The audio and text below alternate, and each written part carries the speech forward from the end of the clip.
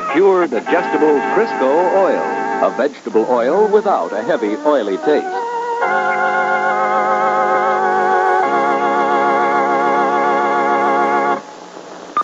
Mrs. Padilla tells our interviewer that she's used the same salad oil for about 5 years.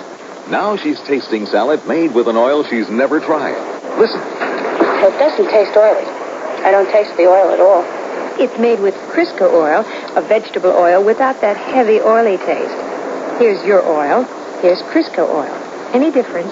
The Crisco oil is definitely lighter in color. How does Crisco oil taste? It tastes light. It tastes light. And your oil? That has more of an oily taste. How do you shop for things like oil, Mrs. Padilla? Habit? Mostly out of habit. Unless it's proven to me by word of mouth or by tests like this to show me the difference. Then you think you'll try Crisco oil? I certainly will. It's much lighter tasting. You try the much lighter oil, Crisco oil, without that heavy, oily taste.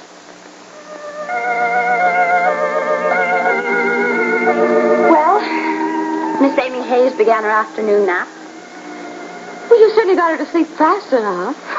She usually gives me an argument first. Oh, she gave me a couple. But the Brahms lullaby always gets them. Even when I hum it in my horrible voice. Oh, Mrs. Hayes, she's so adorable. Just make a note. You've got a babysitter whenever you need one. Be careful, because I'll take you up on that. Oh, I'm so glad you came to lunch today. It's a shame Ed couldn't come along, too. Well, I extended your invitation. But you know, Ed, even when he has free time, he has a compulsion to stay around the hospital and learn things. You like him quite a lot, don't you? Maybe a little too much.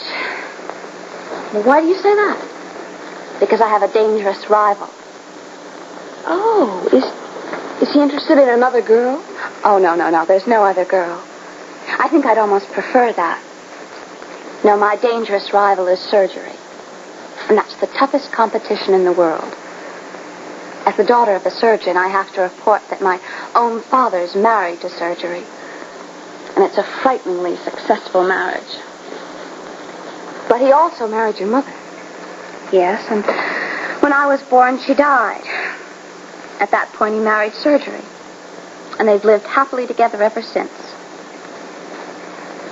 Are you saying that your father has neglected you? Oh, I don't think you could call it that. I don't know what I expected of father, really. Maybe just a little more contact. He's always been just a big, important person. Someone who came in from the outside world once in a while to say hello to me. And my nurses would say, "There's your father, Leslie." That's how I found out who he was. He does sound a little more remote than average. Well, he's no average man, my father. But average men have their virtues, too. I met Ed's father the other day. He struck me as the kind of person who made instant contact. He seemed like such a warm man. I'd like to really meet him sometime. And Mrs. Bauer, too. Well, maybe I can arrange that, if Ed doesn't first. Sometime when you have a date, bring Ed over here, and I'll invite his family, too. Oh, that sounds awfully nice. Well, when's your next date? Well, tonight. But it certainly wouldn't work out tonight. We have a date at my father's house, and wild horses couldn't drag Ed away. I think my father's the only reason that Ed dated me tonight.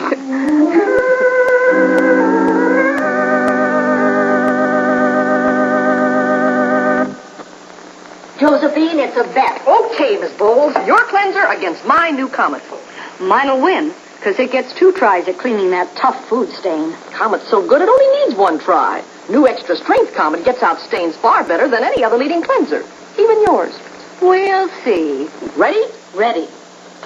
Here's my cleanser's first try. We'll wet it and wait.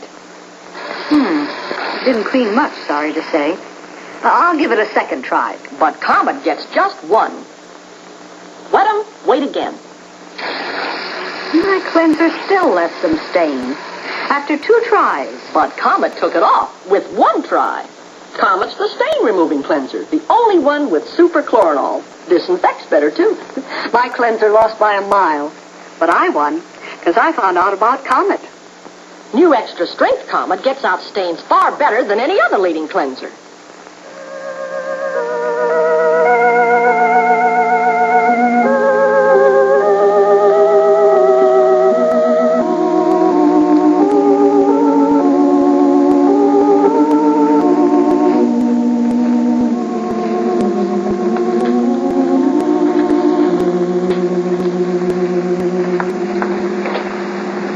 I didn't know you were here. The maid let me in.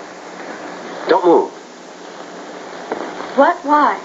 No, really, please, just don't move.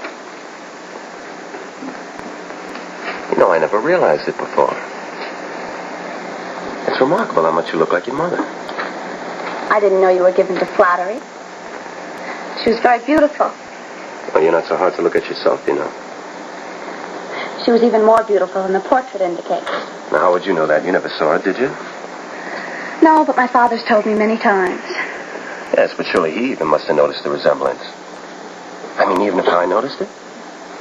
Well, I think he did say once that I looked a little like her. I'm the poor man's version of my mother, I guess. Oh, can I fix you a drink while we're waiting for Father? All right. Just one. Where is he? Now, what a silly question. He was called for an emergency consultation. Something about the liver of a very important senator, I think. But in the meantime, you can endure just talking to me for a little while, can't you? Well, I can try. Good. Here, then. Thanks. You know, I never cease to be impressed by the kind of life your father leads. He's a great man among just ordinary men. But you don't realize that, do you? Yes, I'm afraid I do.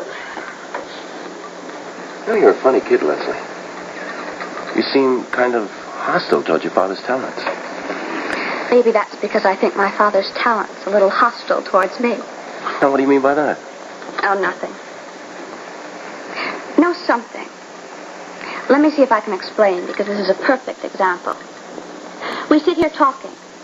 And what are we talking about? Me, you, the latest movie, the latest book? No. We're talking about my father's talent. Why not talk about your father? Why not talk about his talent for a change? Why? What do you see in him to talk about? An unappreciated father. Well, what's to be appreciated? Your father's an important man, even a great man. My father's a miserable failure. Don't you think your standards need a little bit of examination, Dr. Bauer? What do you call success and what do you call failure? I call success, success. And failure, failure. My father's a success as a surgeon, yes. But he's a failure as a homemaker, Ed.